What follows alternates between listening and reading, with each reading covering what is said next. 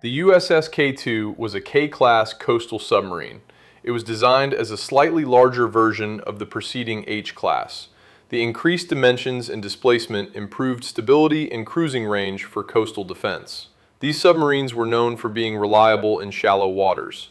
They remained compact enough for quick maneuvers near the coast. The length of the USS K-2 was 153 feet and 7 inches. The beam was 16 feet and 8 inches, and the mean draft was 13 feet and 1 inch. The surface displacement was 392 long tons, and the submerged displacement was 521 long tons. Two diesel engines delivered a total output of 950 horsepower for running on the surface. When submerged, two electric motors producing 340 horsepower took over, drawing power from two battery banks. This allowed the submarine to reach a maximum surface speed of 14 knots and a maximum submerged speed of 10.5 knots. The surface range reached roughly 4,500 nautical miles at a speed of 10 knots. The armament consisted of four 18-inch bow torpedo tubes carrying a total of 8 torpedoes, and the diving depth was 200 feet. The crew was made up of 2 officers and 26 enlisted men. The fuel tanks of the submarine held about 18,126 gallons of diesel fuel. The K-class submarines, including K-2, were authorized under the 1911 Naval Construction Program. They were coastal defense vessels meant to expand the United States Navy submarine force. The class had 8 boats in total, K-1 through K-8. They were all built to a shared electric boat design, but put together at 3 different shipyards. Fore River Shipbuilding in Quincy handled K-1, K-2, K-5, and K-6. Union Iron Works of San Francisco built K-3, K-7, and K-8. The Moran Company of Seattle took care of K-4. This group followed the 9-boat H-class and came just before the 11-boat L-class during the rapid pre-war submarine expansion.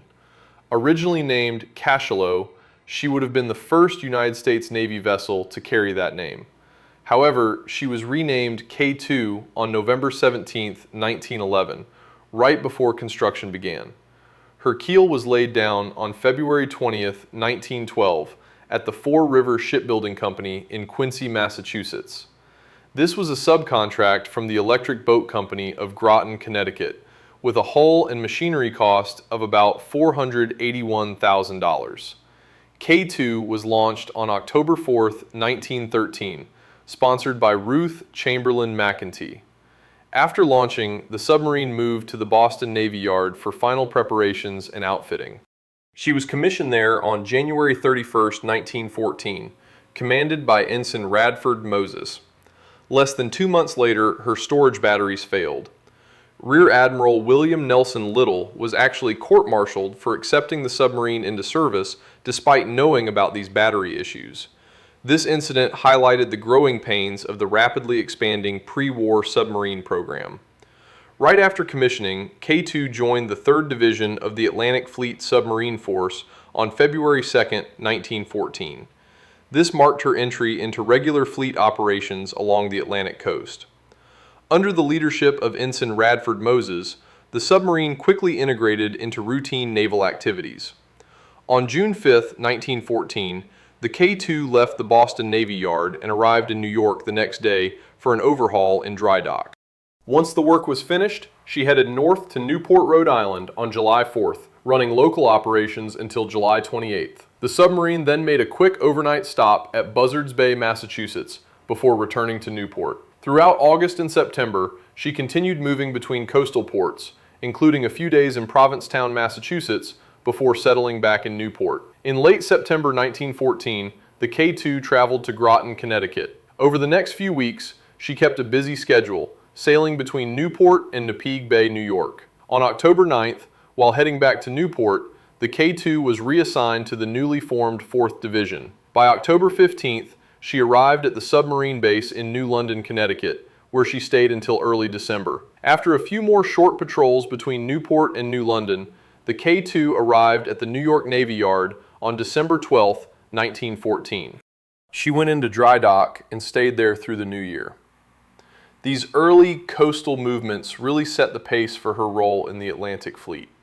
With her northern assignments complete, the K-2 headed south for winter training. On January 19, 1915, she left New York, stopped in Charleston, South Carolina, and reached Key West, Florida by the end of the month.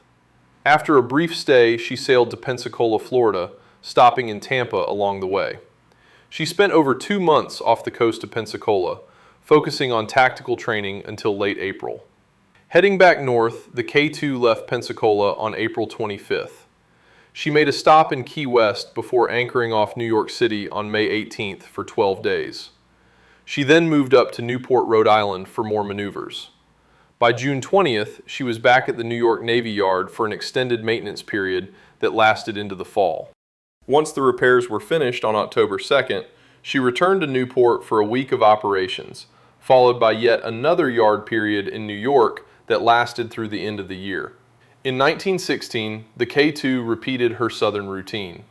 She left New York on January 29th, making her way down through Charleston, Key West, and Tampa before arriving back in Pensacola for another 2 months of training. While operating off Pensacola in mid-April, the K-2 was painted in an experimental camouflage scheme.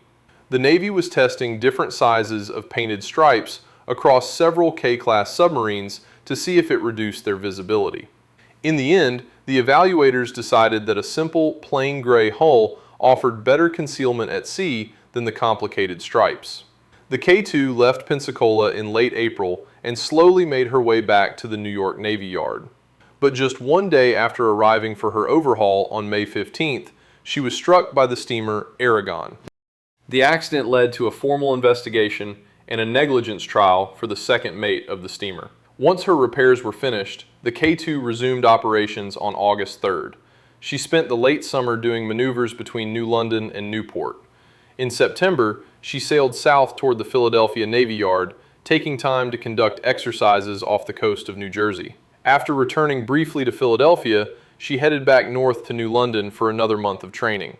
By late October, she was back at the New York Navy Yard, where she stayed until early 1917. The final pre-war southern cruise for the K-2 began on January 26, 1917.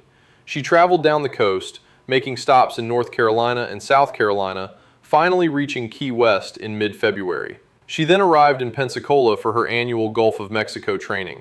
This was a tense time, as friction between the United States and Germany was escalating. The K-2 continued her exercises until late March, fine-tuning submarine tactics and fleet coordination. She then headed north and arrived in Hampton Roads, Virginia on April 5th. The very next day, on April 6th, the United States officially declared war.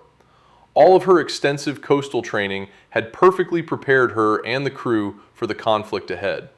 After the United States entered World War I in April 1917, the submarine K-2 was sent in for a major overhaul.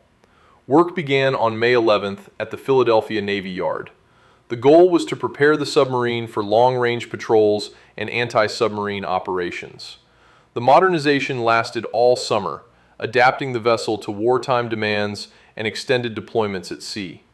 On July 2nd, Chief of Naval Operations Admiral William Benson ordered the preparation of the 12 best Atlantic coast submarines for service in Europe.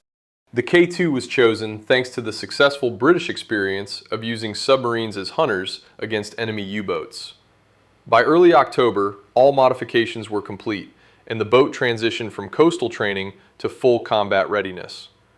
On October 7th, the K-2 left the Philadelphia Navy Yard and headed to New London, Connecticut, where she met up with submarines K-1, K-5, and K-6 on October 8th. On October 12th, this group set out on deployment. They were escorted by the submarine tender Bushnell, which was tasked with providing the division with repairs, fuel, and torpedoes far from American ports. After passing through the Cape Cod Canal, the convoy joined the cruiser Chicago, the flagship of the Atlantic Fleet Submarine Force near Provincetown, Massachusetts.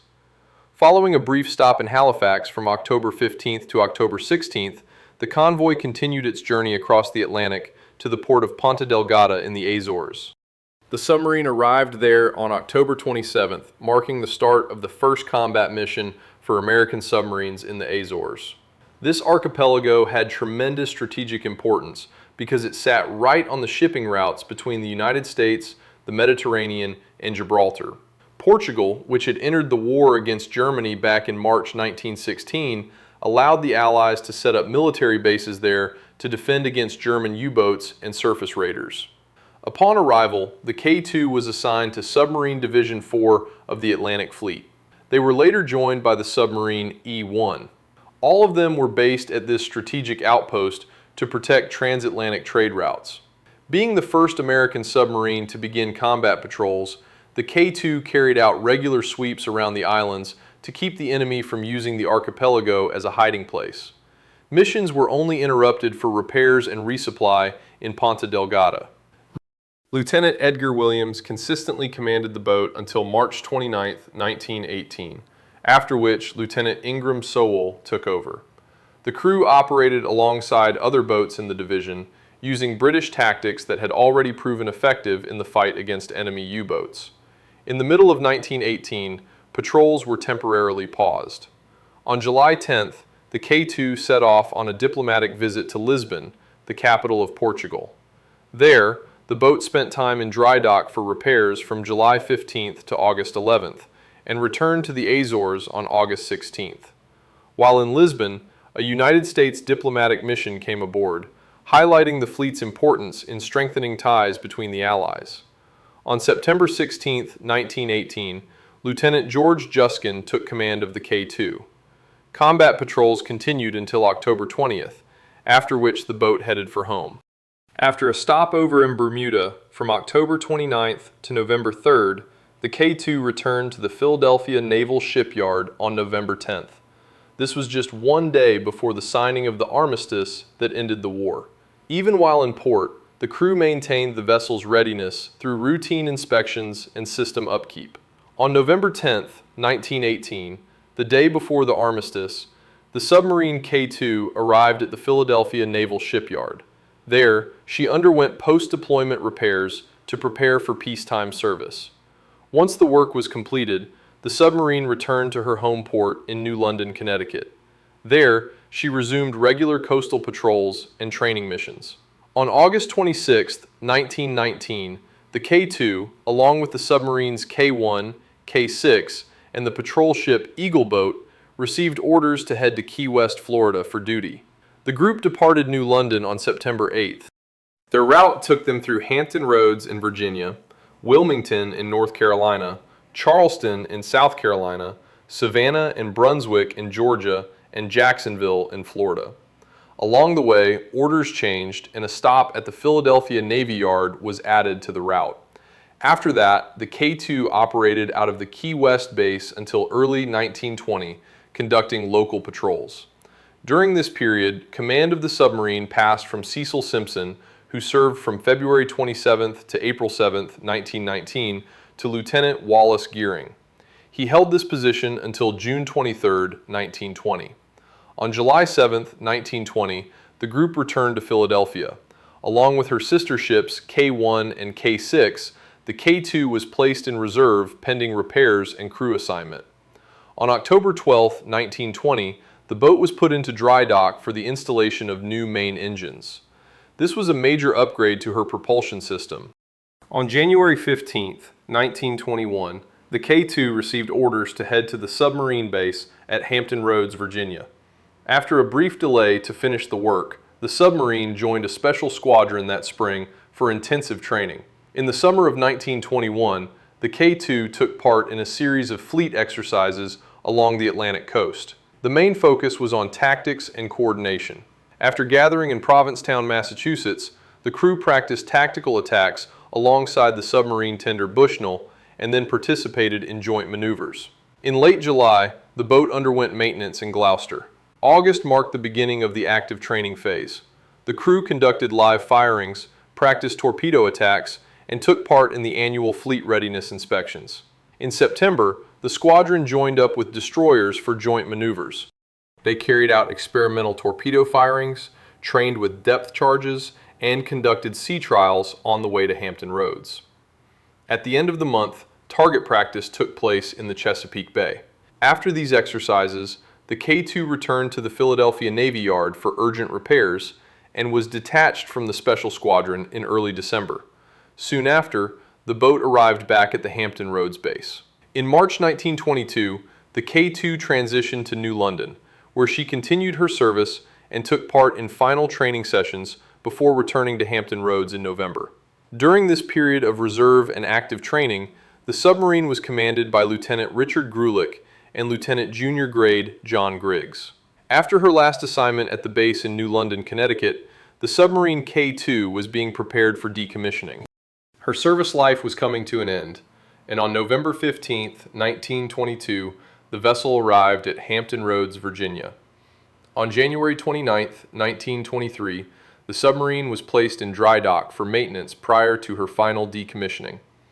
On March 9th of that same year, under the command of Lieutenant James Jacobs, K-2 officially ended her service. He became the last commander of this boat. After being decommissioned, the vessel remained at Hampton Roads until September 1924, when she was towed to the Philadelphia Naval Shipyard for further storage. K-2 was kept in reserve until December 18, 1930, when she was finally stricken from the Naval Vessel Register. On that same day, her sister submarines K-1 and K-3 were also removed from the list. The Navy was phasing out the obsolete K-class as newer models were entering the fleet. On June 3, 1931, K-2 was sold for scrap. That brought the history of the vessel to a close. The memory of her service survives in the archives. Among the historical photographs, you can find shots showing an experimental camouflage applied off the coast of Pensacola, Florida, on April 12, 1916, along with pictures taken in a Lisbon dry dock in the summer of 1918.